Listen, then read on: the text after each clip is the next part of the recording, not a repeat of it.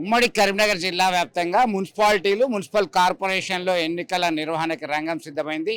తాజాగా మనం మున్సిపల్ కార్పొరేషన్కి సంబంధించి కరీంనగర్ మున్సిపల్ కార్పొరేషన్ అలాగే చొప్పదండి హుజరాబాద్ జమ్మికుంట మున్సిపాలిటీలో ఎన్నికలు నిర్వహించడానికి రంగం సిద్ధమైంది. డిస్ట్రిబ్యూషన్ కేంద్రం వద్ద ఉన్నాం. కరీంనగర్ కార్పొరేషన్కి సంబంధించి డిస్ట్రిబ్యూషన్ కొనసాగుతుంది. ప్రస్తుతం మనతో మాట్లాడడానికి మున్సిపల్ కమిషనర్ ఉన్నారు.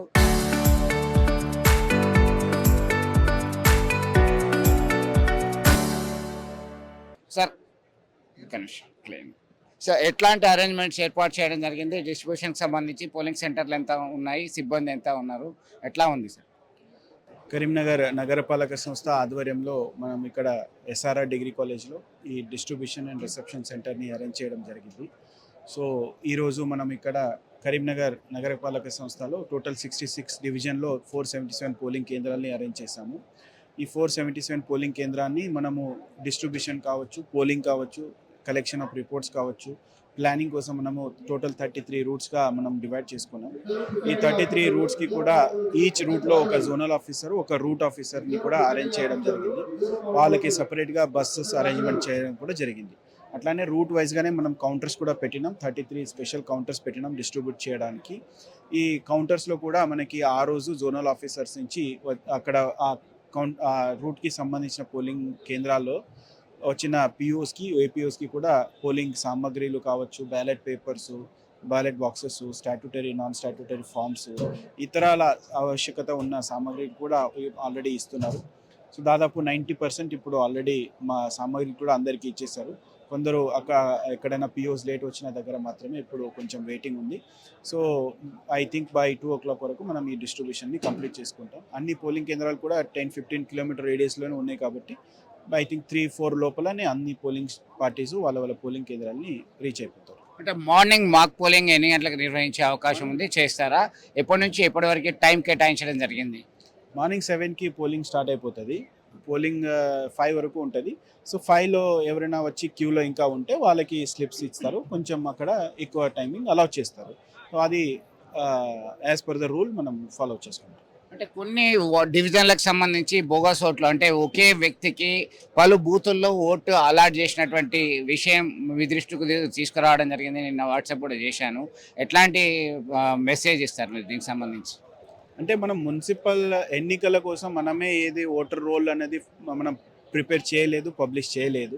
అంటే మనం ఉన్న ఎగ్జిస్టింగ్ ఎలక్షన్ కమిషన్ ఆఫ్ ఇండియాది ఏం ఎలక్ట్రోల్ ఉంటుందో, ఈఆర్ఓ ఏది ఒక ప్రిపేర్ చేసిన రోల్ ఉంటుంది, అది మనం మున్సిపల్ లిమిట్లో ఉన్న హౌస్ నెంబర్కి వారీగా, డివిజన్ వారీగా మనము మ్యాపింగ్ చేయడం జరిగింది. సో ఓటర్ లిస్ట్లో కూడా మనం ఏది డిలీట్ చేయడానికి కూడా, మార్పులు కూడా మనకి మున్సిపల్ కమిషనర్గా అవకాశం ఉండవు కాబట్టి, సో అట్లాంటిది మనము కొన్ని ఎక్కడైనా ఇష్యూస్ ఉంటే వాళ్ళు ఉండొచ్చు. బట్ వాటి ఏమైనా ఉంటే పిఓస్ అక్కడ మనం ఇన్ఫర్మేషన్ ఇస్తాము. ఏమైనా డెత్ కేసెస్, షిఫ్టెడ్ ఇట్లా ఉంటే కూడా మనం ఏఎస్డి లిస్ట్ అనేది మనం ప్రొవైడ్ చేస్తాం పిఓస్కి ముందే ఓటర్ స్లిప్ డిస్ట్రిబ్యూషన్ టైంలో. కాబట్టి అది చూసుకొని అక్కడ పిఓస్ వాళ్ళ యాజ్ పర్ ద రూల్ చర్యలు తీసుకుంటారు. ఓటర్స్ ఎలాంటి ఓటర్ ఐడి కార్డ్ తీసుకొస్తే బెటర్ అంటారు? ఆల్రెడీ ఎన్నికల సంఘం నిర్దేశించినటువంటి నియమ నిబంధనల ప్రకారం. సో దీనికోసం ఆల్రెడీ 12 రకాల ఒక ఫోటో ఐడెంటిటీ కార్డ్స్ అనేది మనకి అప్రూవల్ ఉంటాయి. సో దీంట్లో ఏదైనా ఐడి కార్డ్ తీసుకొని వస్తే కూడా అలౌ చేస్తారు.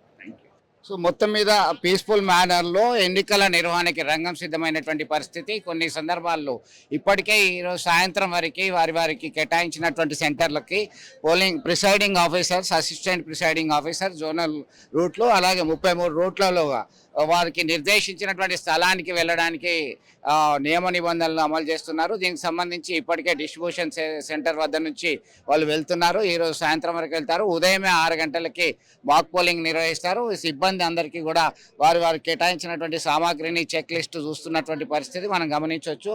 ఒక ఇంక్ ఇవన్నీ కూడా పోస్టల్ బ్యాలెట్ ఆల్రెడీ వినియోగించుకోవడం జరిగింది. బ్యాలెట్ పత్రాల ద్వారానే వీరు ఓటు హక్కును వినియోగించుకుంటారు. దీనిలో భాగంగానే ఎలాంటి అవాంఛనీయ ఘటనలు జరగకుండా 144 సెక్షన్ అయితే అమల్లో ఉన్నటువంటి పరిస్థితి. మొత్తం మీద వారికి కేటాయించినటువంటి 12 రకాల గుర్తింపు కార్డులని వారు తీసుకొచ్చి ఓటు హక్కు వేయడానికి అవకాశం కనబడుతుంది. ఏజెంట్లు ఏ విధమైనటువంటి గుర్తింపు కార్డులు ఉండాలి, ఏ విధమైనటువంటి బాధ్యతలు నిర్వర్తించాలి, presiding officer, assistant presiding officers, అలాగే రూట్లు 77 రకాల రూట్స్, 470 సెంటర్లు, ఇవన్నీ కూడా కరీంనగర్ కార్పొరేషన్ పరిధిలో ఉన్నటువంటి 66 డివిజన్లకు గాను ఏర్పాటు చేసినటువంటి పరిస్థితి మనం గమనించవచ్చు. వారంతా కూడా సన్నద్ధమైనటువంటి పరిస్థితి. మొత్తం మీద వారికి నిర్దేశించిన స్థలాలకి వారు వెళ్తున్నటువంటి పరిస్థితి మనం గమనించవచ్చు.